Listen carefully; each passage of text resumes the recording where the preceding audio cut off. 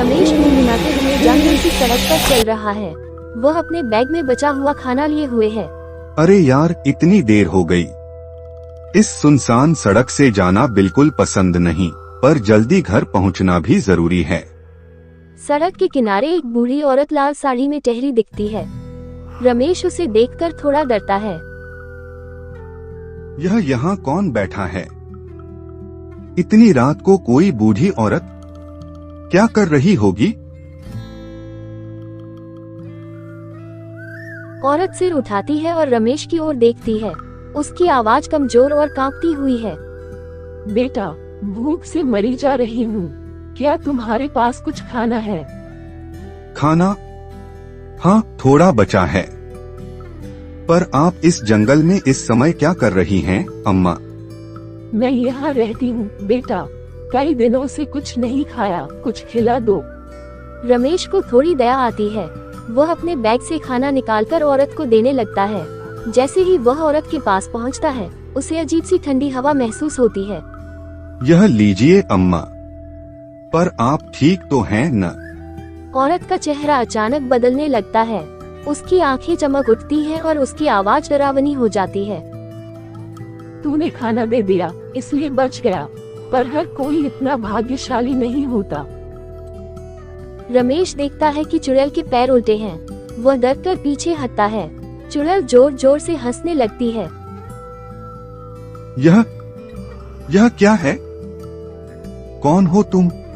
मैं वही हूँ जिससे सब डरते हैं। जो मुझे खाना नहीं देता, उसे मैं कभी माफ नहीं करती। रमेश बिना कुछ कहे पूरी ताकत से भागने लगता है। चुड़ैल की हंसी जंगल में गूंजती रहती है। अगला दिन गांव में रमेश का अनुभव। रमेश गांव के बुजुर्ग को अपनी आपबीती सुनाता है। बाबा, मैंने कल रात जंगल में एक बूढ़ी औरत को देखा। मैंने उसे खाना दिया, लेकिन उसके पैर उल्टे थे। वह चुड़ैल थी। तूने सही किया बेटा, वह खाना मांगने वाली चुड़ैल है। जो उसकी मदद करता है वह बच जाता है, पर जो उसे नजरअंदाज करता है वह अपनी जान से हाथ धो बैठता है। अगली बार उस रास्ते पर मत जाना। रमेश के चेहरे पर डर साफ दिखता है। गांव वाले भी सहमे हुए हैं। दिन के समय रमेश चौपाल पर गांव के बुजुर्ग और अपने दोस्त सुरेश को अपनी कहानी सुना रहा है। सुरेश, कल रात मैं उस चुड़ैल से मिला था। मैंने उसे खाना दिया, लेकिन उसके पैर उल्टे थे। बाबा ने कहा था कि मैं बच गया क्योंकि मैंने उसकी मदद की। रमेश, तू पागल हो गया है। ये सब बकवास है। चुड़ैल वुड़ैल कुछ नहीं होती। ये सिर्फ डराने की बातें हैं। नहीं सुरेश, रमेश सच कह रहा है।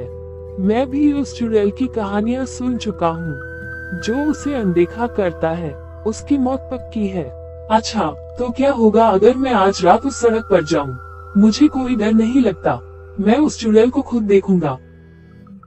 पागल मत बन सुरेश, मैं सच कह रहा हूँ। अगर उसने तुझसे खाना मांगा और तूने उसे नहीं दिया, तो तेरा क्या होगा पता नहीं।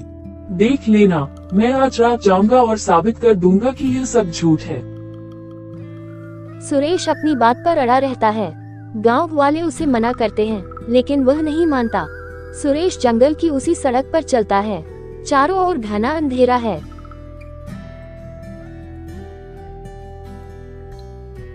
हद है, लोग ऐसी कहानियों पर विश्वास कर लेते हैं। कहीं कोई चुड़ैल नहीं है।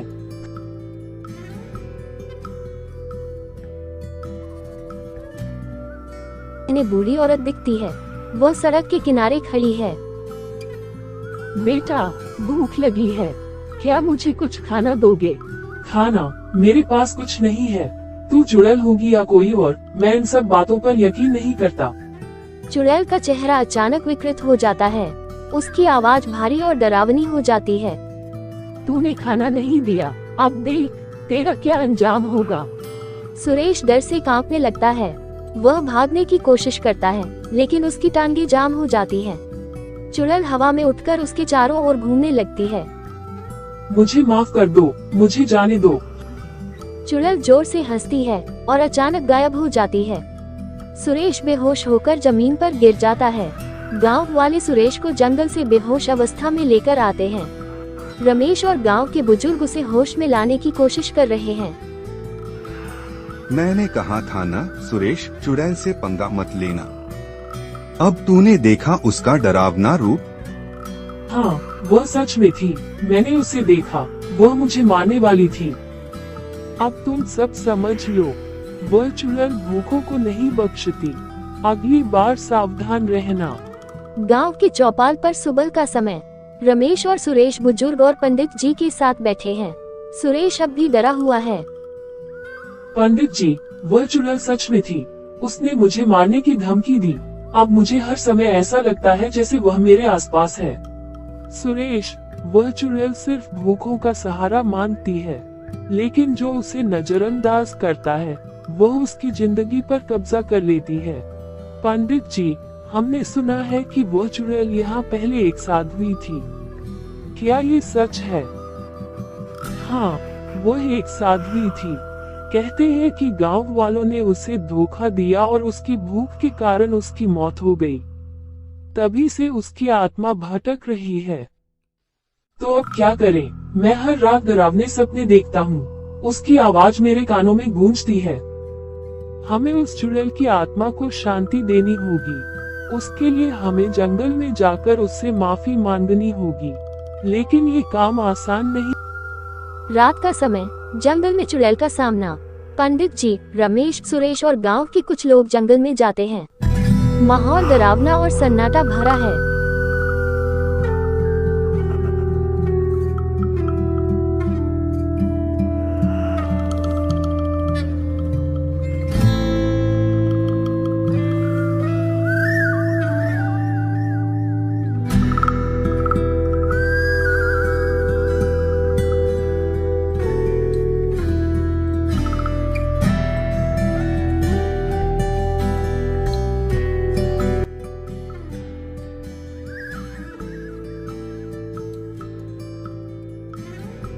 क्या ये सही जगह है? पंडित जी, मुझे यहाँ बिल्कुल अच्छा नहीं लग रहा।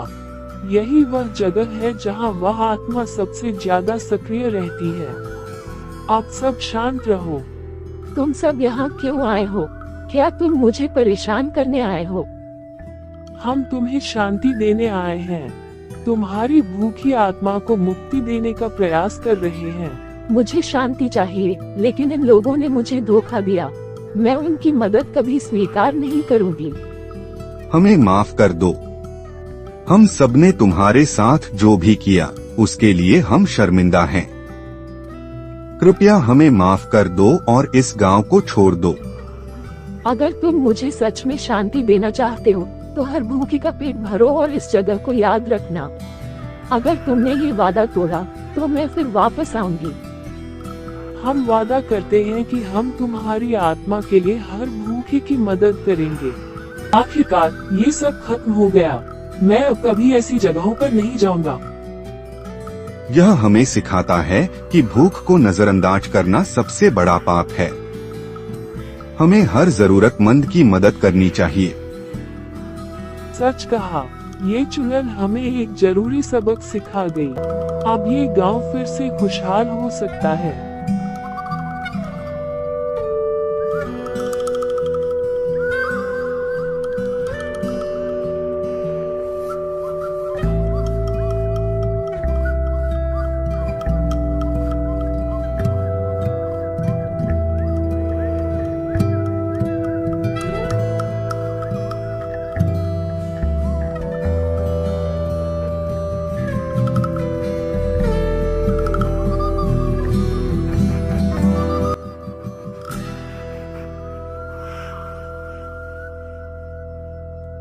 गांव का चौपाल, रमेश और सुरेश बातचीत कर रहे हैं। सुरेश, अब सब कुछ ठीक लग रहा है।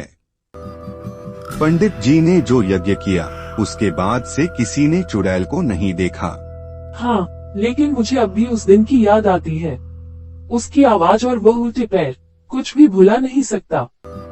उसकी सीमा दौड़ती हुई आती है, घबराई हुई। भैया, मुझे बचाओ। मैंने उसे देखा है। वह चुड़ैल वापस आ गई है। आज सुबह मैं जंगल के पास लकड़ियां लेने गई थी। मैंने सफेद साड़ी में एक औरत को देखा। उसने मुझसे खाना मांगा। जैसे ही मैंने मना किया, वह जोर से हंसने लगी। मैं डरकर भाग आई। मैंने कहा था वह वापस आएगी। हमने उसका वादा शायद ठीक से पूरा नहीं किया। इसी के साथ यहाँ कहानी समाप्त होती है। अगर आपको पसंद आए तो लाइक और सब्सक्राइब करना ना भूलें।